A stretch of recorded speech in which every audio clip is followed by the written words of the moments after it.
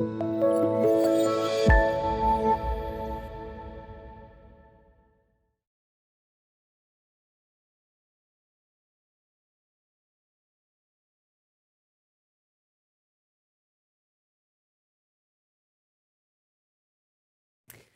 I'm Angela Harris, and I am a near-death experiencer. In 2015, I took a medical test called a tilt table test, where I passed with flying colors. The point is to get your neurological system to work properly, and mine didn't. And after 18 minutes, my heart stopped, and I woke up in another dimension.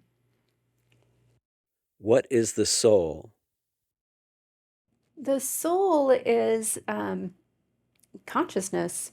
When I had my near-death experience, experienced that the soul is who we truly are. It's a term that we use here on Earth to explain who we really are. Where we're really from is a different place, and that's not a term that you would use there.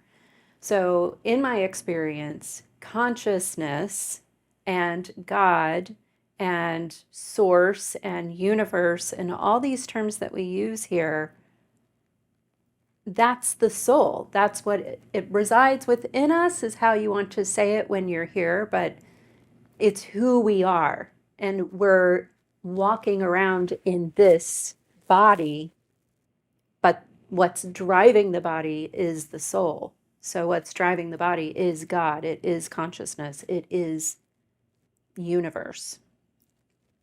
What is the soul's relation to Source/God?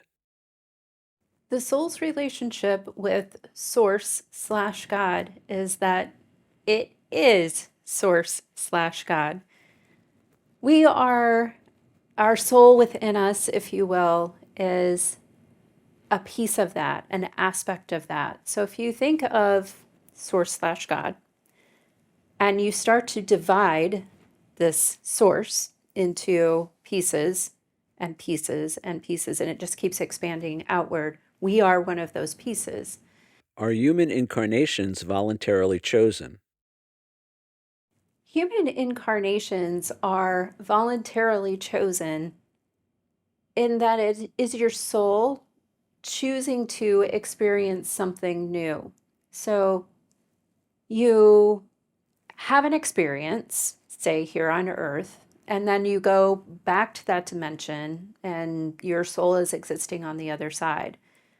There's kind of an evaluation process of what you experienced and how you want to grow and learn and, become more, not just your individual source, but the entirety of source. So it's not just you that's involved in planning this incarnation, it's the whole of source, because when you're home, you have access to all that information. When you think, it's not just you and your brain and your thoughts and your experiences right now, it's all of it, all the time, everywhere. There's a sense of time there, but it's not like it is here where it's finite and there's past and present, and the only thing you're really truly experiencing is the right now. There is all of time, if you will, at your access. So you place your previous experiences or your goals and desires to learn and grow and become within this greater expansive source, and you plan. But again, not just you, it's all of source planning together.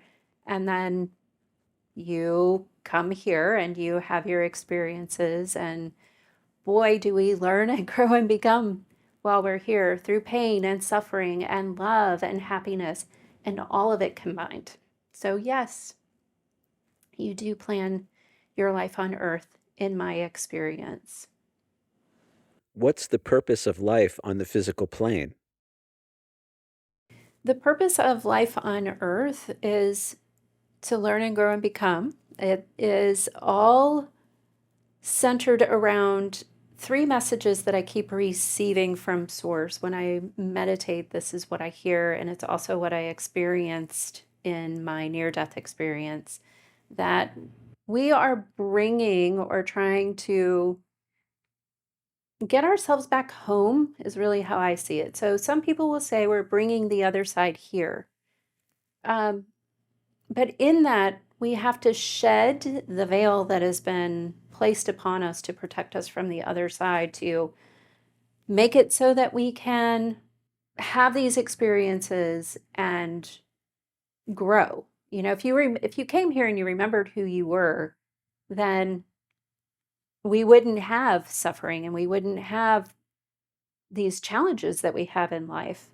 And to have those challenges, we have to be blocked from the other side. So we have this veil, and it's our goal to kind of overcome the veil or come out from underneath the veil.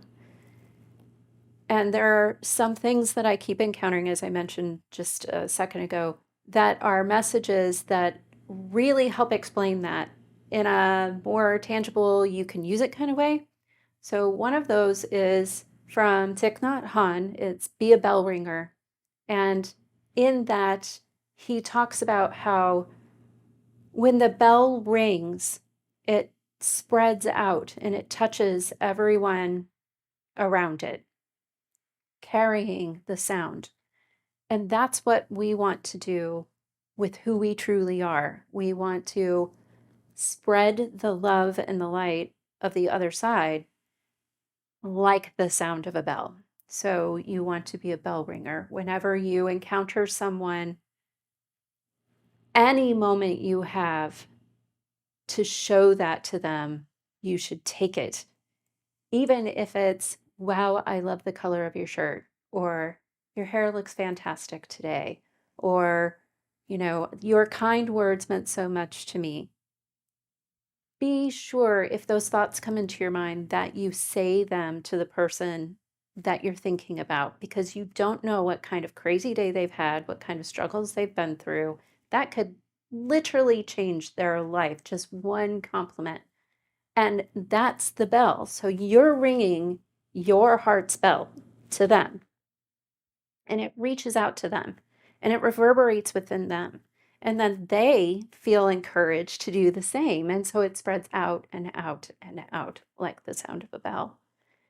The next of that is to keep your appointments. So whenever you have that moment where you're thinking in your mind, oh, wow, I was checking in at the hotel. This person's being so nice to me. What a refreshing moment after this, long day of travel. But you might feel like, well, but I'm in a hurry. They're probably in a hurry. There are 10 people in line behind me. I'm just not going to say it. Don't take the time.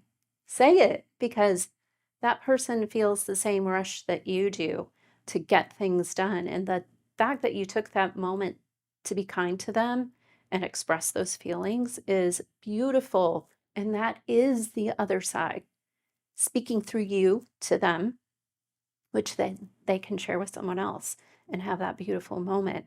I call that an appointment. That's you being here and having a moment to be who you really truly are. That's your appointment. So keep them when you can.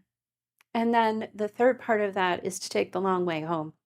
So, and whenever I say that, I hear that song in my head, Take the Long Way Home from Supertramp.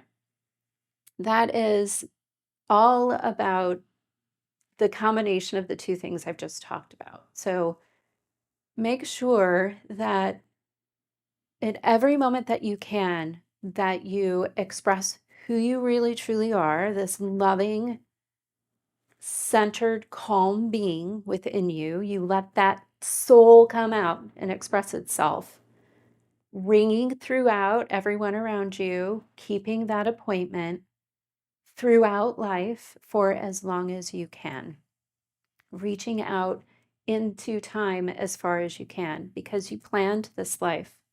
You chose to come here. You chose to set up those appointments, like, that guy who's really someone who's really upset and trying to express their frustration to you. And, you might let humanity come up and be frustrated back, but instead you keep your appointment and you ring your bell that is what you're here for. So make sure that you stay with it as long as you can. It can be tiring, but it's a long path that you've set up for yourself to reach as many lives as you can, to hit as many of those markers that you planned in your pre-birth planning. Yeah, so take the long way home, keep your appointments, and be a bell ringer. That is your purpose in life, to love, to be loved, to embody love in these expressions through life. They're not all big, huge, like kaboom. Here's a moment where I'm obviously expressing myself and it's amazing and, two thumbs up. It's the everyday, it's the every word, it's the every expression. Just keeping it positive, keeping it cool, keeping it calm. Yeah. Do souls have more than one incarnation, either on Earth or elsewhere? Souls, I believe, do have multiple incarnations. One could say infinite incarnations. My experience with that is when I was on the other side, I saw myself in different incarnations. So I didn't fully go into heaven. I didn't go into a garden or any place like that. I was in a white space that kind of felt like a welcome center, if you will. And while I was there, I was able to kind of go into the all and see past, present, future, is how we would describe it here. But I was also able to see myself existing in other bodies. So, not Angela, but my soul. So, my soul, because I'm a part of this great infinite soul or God or consciousness, um, parts of me are having other experiences, pardon me, in other places on other planets, if you will, in other dimensions. And I saw myself. So I saw myself there as an ant like creature, which has been described by other people. I also saw myself as what appears as a gray. So the shape of the body is like a gray, but the coloration was actually blue. Um, and when I saw these other selves, I knew it. I knew it as much as I know I'm sitting in this chair speaking to you right now. In fact, it was a little bit more real than that. So, yes, I do believe that there are lots of different incarnations where we plan all these different experiences, these pre-birth planning experiences, and then these life experiences so that we can, share all of that with all of the other souls or the one that we're a part of. Does a soul plan its incarnations ahead of time? I believe a soul does plan its incarnation ahead of time. I was able to see that I had planned my life ahead of time here as Angela on Earth. One of the things that I experienced in that was planning, being here with my family. I had when I was a child, an abusive experience with a parent, and that was clear to me that we both planned that experience. That's very hard for people living here to hear. We don't, as humans, want to believe that we would plan something like that we would plan an awful experience, especially involving a child. But that's what I saw. That's what I experienced when I was on the other side. And I was able to see that while there's a lot of pain there as a human, it was actually a very loving thing to do. I suffered so that this other soul could grow from being the perpetrator, from being the abuser. So I look at things like that a lot different now. I really do. I understand those situations in a different format as an aspect of that. When you're on the other side, you're planning it from this other dimension, a completely different way of thinking, a completely different experience. You're not on earth, you're not experiencing, just the pain of walking around in these squishy wet bodies. You are in that space of love and graciousness and forgiveness.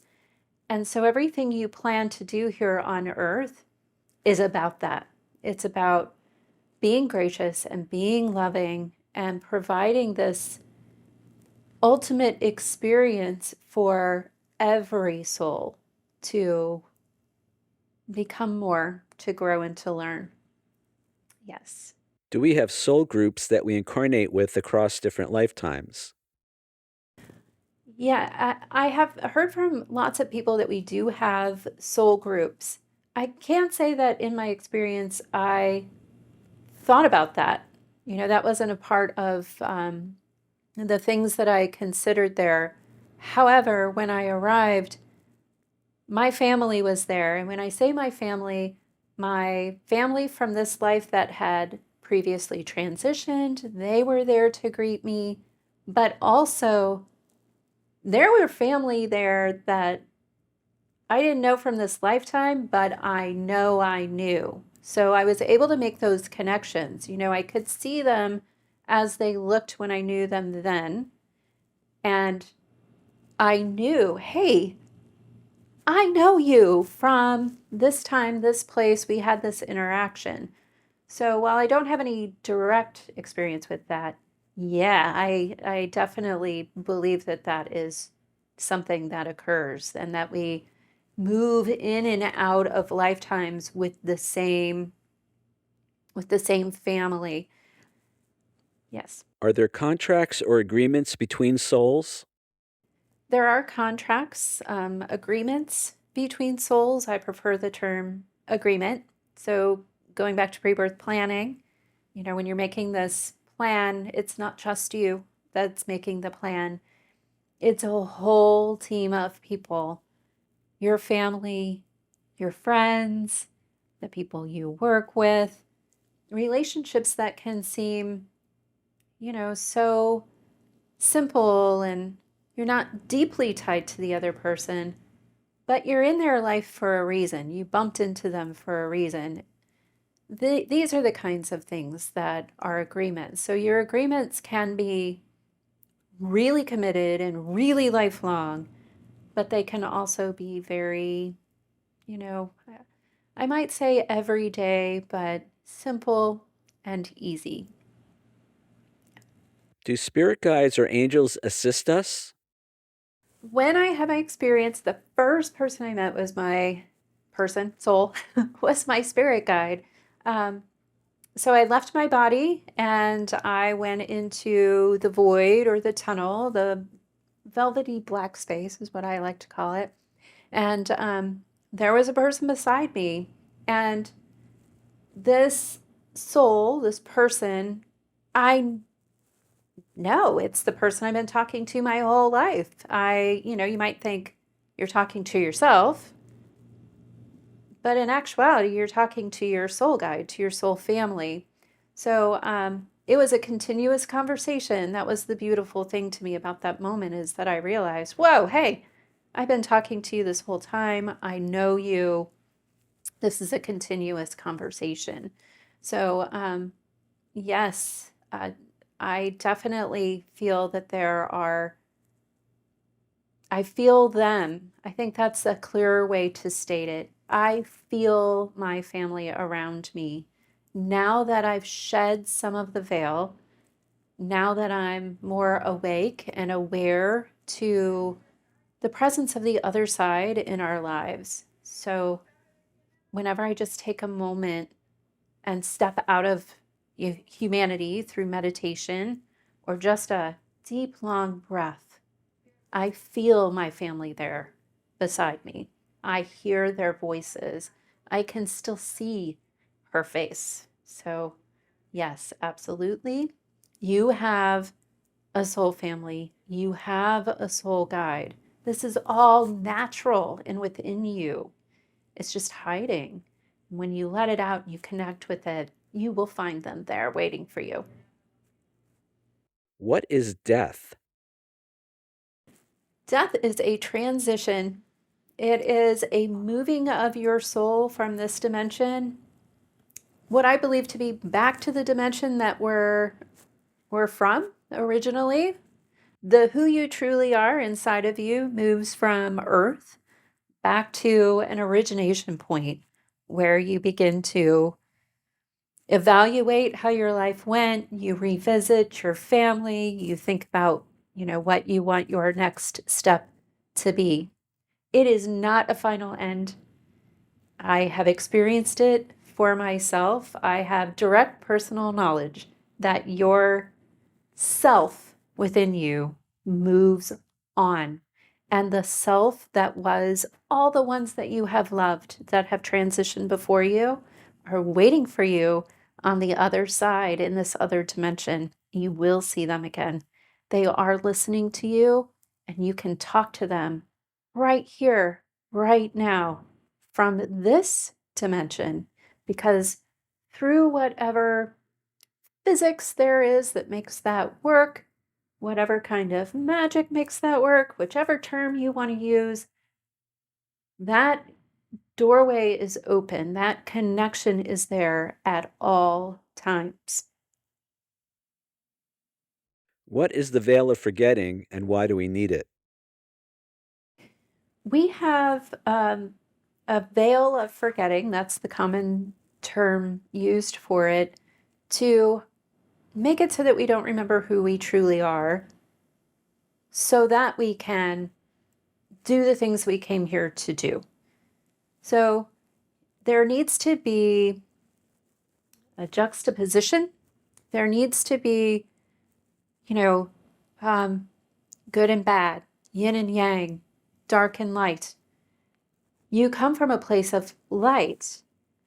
So to grow within that light, we need to have a different kind of experience. And that would be more in that opposite direction, which would be these darker, suffering types of experiences. And in order to make that happen, you have to let go of who you truly are, this loving being, so that you can, you know, have these negative experiences, unfortunately, be this negative person in certain circumstances.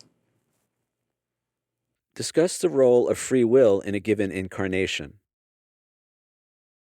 We have free will so that we can make choices. Uh, if you know what's going to happen, you plan out this life and you know the steps that are coming, or the steps are predetermined for you. And it's like using stepping stones in a garden that you can't divert from.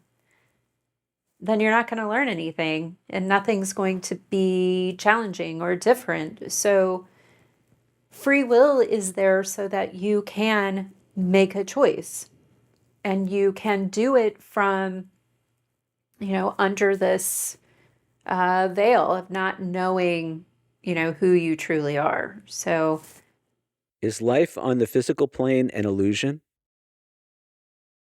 life in the physical plane, I do not believe is an illusion. I an illusion in that you're creating this experience and you're living it, and a lot of people would talk about the Matrix as being an option for that. You're here, like your soul is in a physical body, riding around, doing things, talking to other souls, living a life on this planet. This is where you are concentrated. This is where you exist right now. And so to say that it's an illusion in the way that humanity believes to be an illusion, I don't quite agree with that. It's, you're coming here and you're doing all of this, you're living all this life. That's a good way to say that. You're living all this life. I can't imagine that this would be completely fake. And when I had my experience, I was on the other side as my soul. I could see my body here. I could see my family here. I could experience that my family who had previously passed were there in this other dimension with me. So I was seeing these two different spaces, these two other ways of existing that then would say to me, this life here is not an illusion. I exited one dimension, went to another dimension to live a life. So, therefore, for what I understand illusion to be defined as, no, I don't agree that this is an illusion. So, the dimension we go home to, that's home. I mean, we experiencers don't use that term lightly and we capitalize it. That's the, like, that's the central place of existence.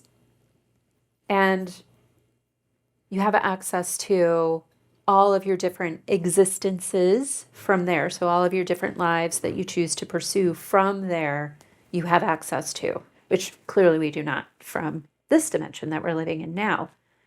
So, while I don't believe that one is an illusion and one is not an illusion, I think they're all very real. That veil definitely makes it so this, has this a different vibration, right? So people talk about frequencies and vibrations, and when you're at home in the home dimension, it's a very high, loving, happy, joyous place, a high vibration. And when you're here, it is definitely different. So if we could say that there is a difference in realities, yeah, I think we could say there's a little bit of difference in reality. That when you're in your home dimension, it's more real than it is here. Experiencers definitely talk about that because of that dullness that occurs. So I don't think it's an illusion. I think there's just a difference in the experience, the reality of it. Describe the life review. When you go home, it seems like everybody has a life review. I did, most everyone I know did. And in that life review, you look at all the things that happened, the little tiny minute things and the great big things. And hopefully for you, they're all going to be really positive and you're going to, have this wonderful positive experience.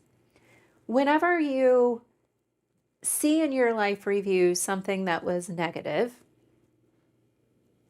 it doesn't feel good. Like when you go home, it's all, love, light, and happiness. Not entirely. I mean, during my life review, I felt terrible about the things I did. And even though my body was back on earth, I felt that physical feeling. It could be that I was in more of an in between place, but I definitely had the same emotions attached to me. And at the end of my life review, because I was still attached to my human way of thinking and my human body, I did have a moment of, oh, wow, maybe I should punish myself. Maybe, isn't that what humans do? Don't we go to hell? That was my thought process.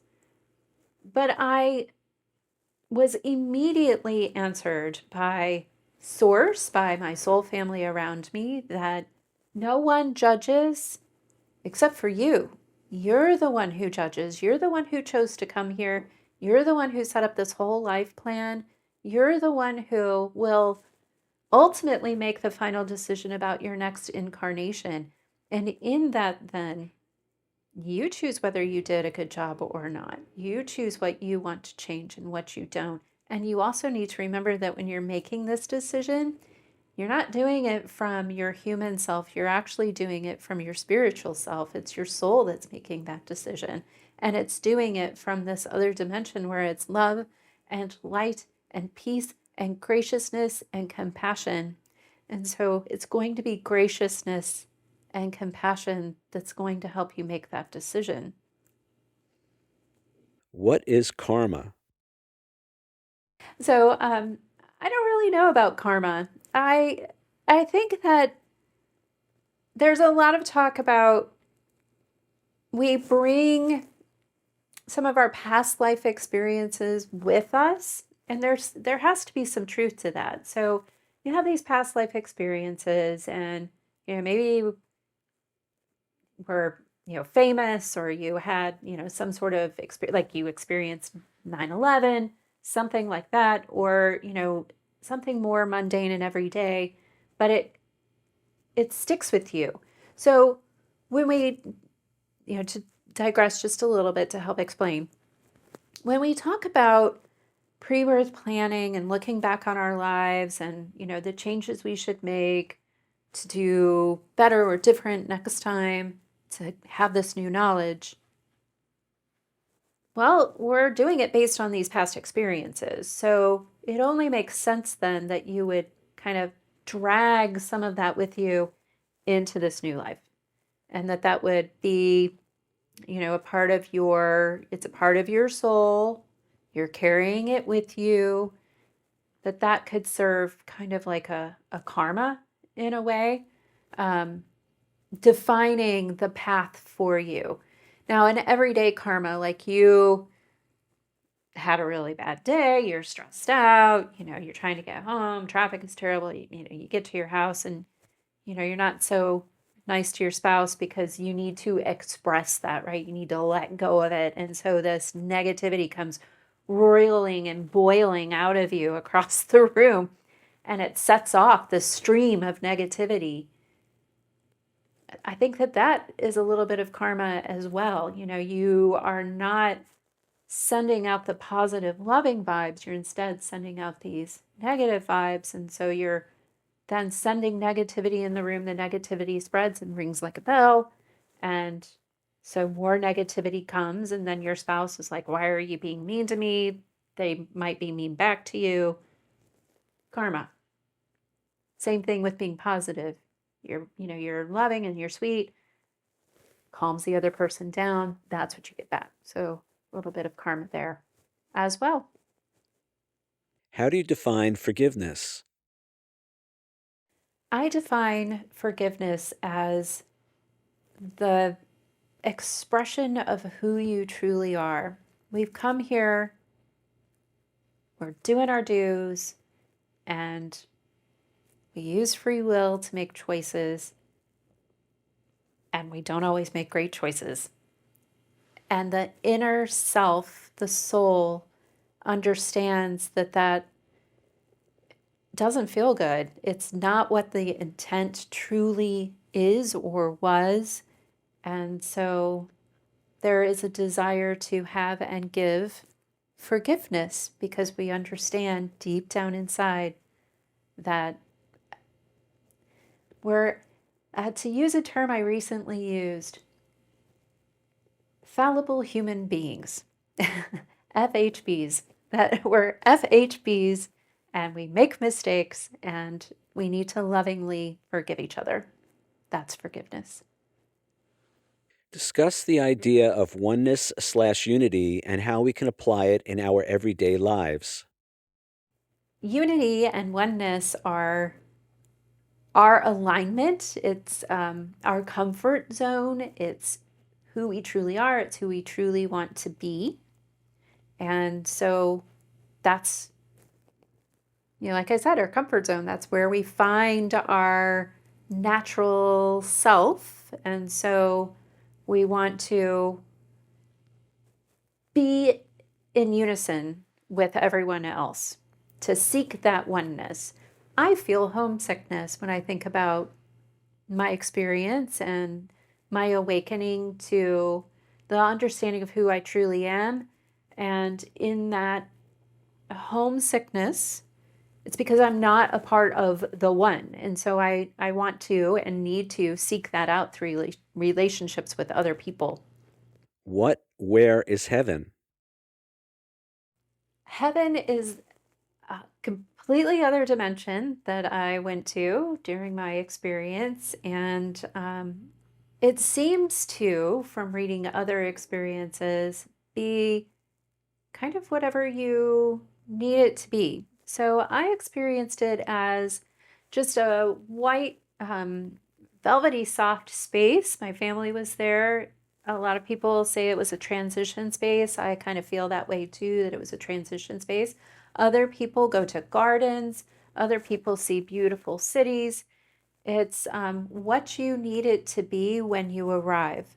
So, beyond that, then I believe that we step even farther into this new experience and new space, which would be the more authentic and deeper version of heaven. So I think heaven is multi-layered.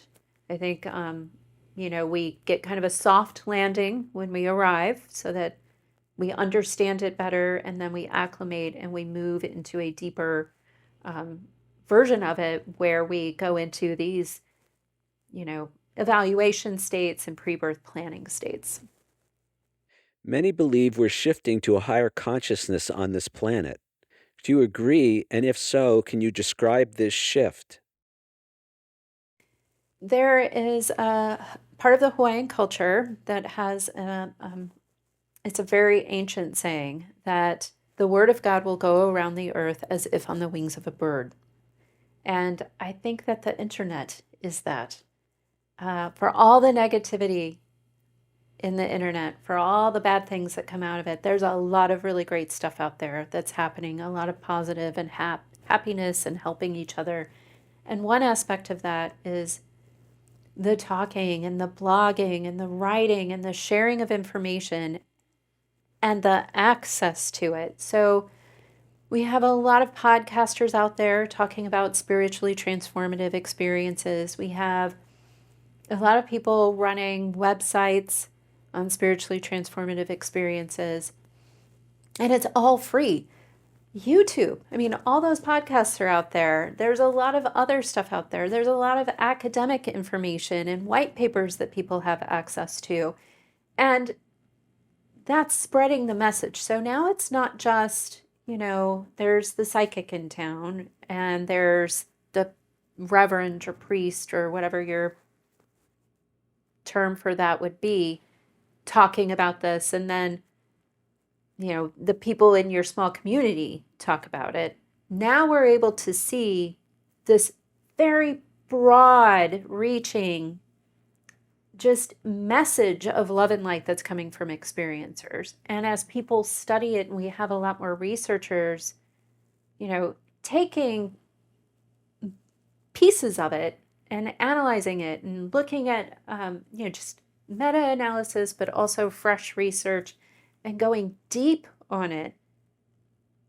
Then someone who is, kind of even questioning it, or maybe is, I don't believe in spiritually transformative experiences, they're now able to see there are millions and millions and millions and more people all the time saying, hey, this happened to me.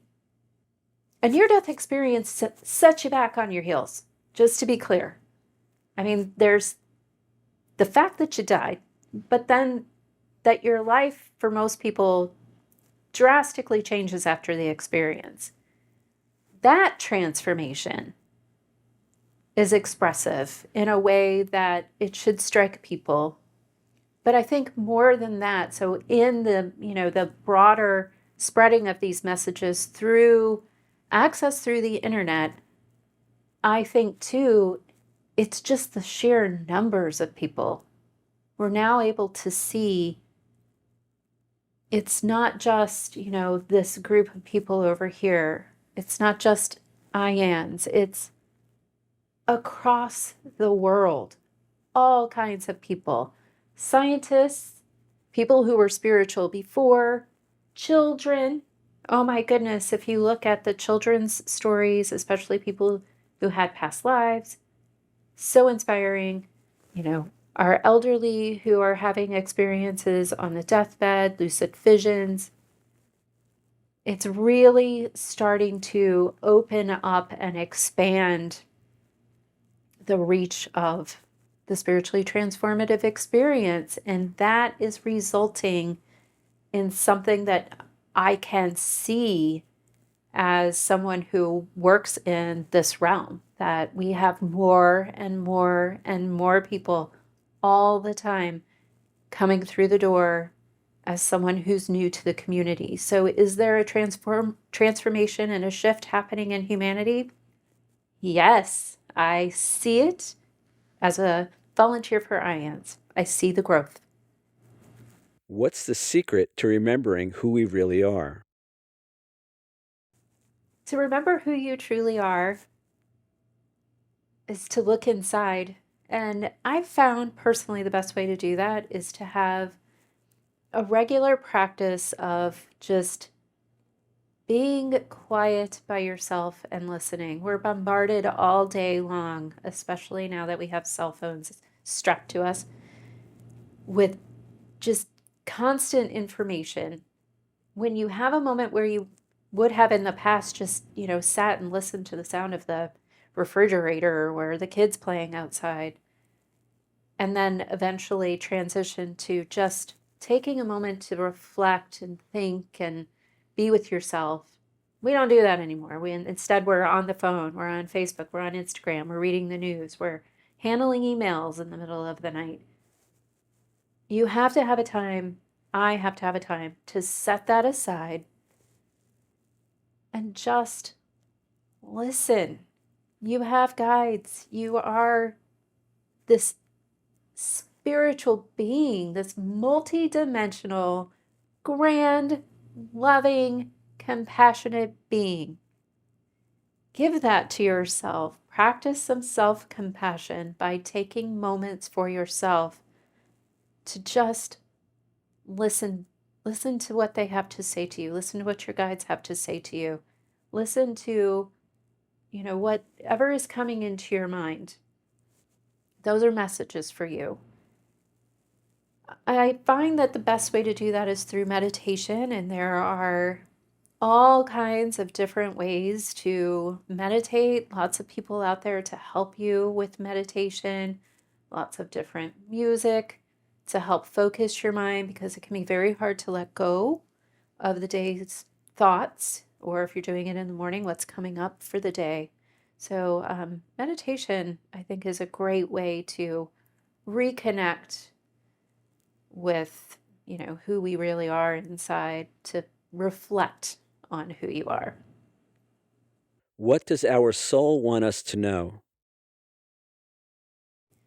Your soul wants you to know that you are your soul. You are love and light and graciousness and compassion, and that it's okay to make mistakes. You're living under a veil, and humanity is a great pressure upon you, and it affects the choices that you make. Piloting this body around is a surprisingly difficult thing to do. It's tiring, and that can also affect the choices that you make. If your feet are hurting, or you, didn't have a good lunch and your belly's hurting, that can affect you. So be forgiving of yourself, be compassionate, love yourself as you want to love others, as you want others to love you. It all comes back to that, doesn't it? So I think that that is something that your soul wants you to know. And your soul also wants you to know that you're not two separate things. Your soul is not, existing in your body somewhere and it's totally separate from you.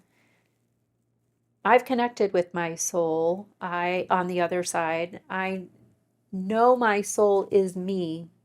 I have been named Angela, but that name Angela applies to my soul. We are one. It's hard to describe as we live on this planet. We don't really have the words for it, but it's almost like if you think of Men in Black and they open up the little head of the alien, there's a little guy inside there piloting this human suit, right? That's kind of like the soul. That's a way to describe it. That your soul is in you, piloting around this body, trying to have these experiences that you're here for, that you set up in pre-birth planning. Yes. Is there a positive message or message of hope you'd like to leave us with?